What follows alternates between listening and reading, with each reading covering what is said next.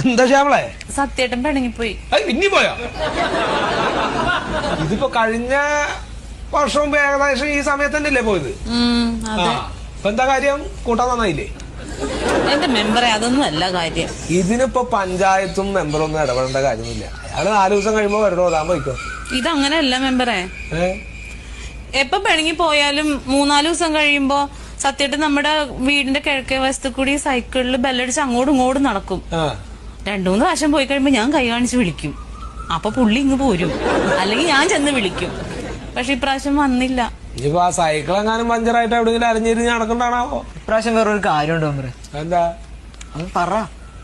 എന്റെ മെമ്പറിന് അറിയാലോ ഞാൻ എന്തോരം കഷ്ടപ്പെട്ടിട്ടാ ജീവിക്കണം. തൊഴിലുറപ്പിന് പോയ പൈസയും കുടുംബശ്രീന്ന് ലോൺ എടുത്ത പൈസയും കൂട്ടി വെച്ചിട്ട് ഞാൻ എന്റെ ഈ മാല പണയം വെച്ചത് എടുത്തു. അതെന്താ അയാൾക്ക് നല്ല കാര്യല്ലടോ? നല്ല കാര്യല്ലേ? എന്നിട്ടോ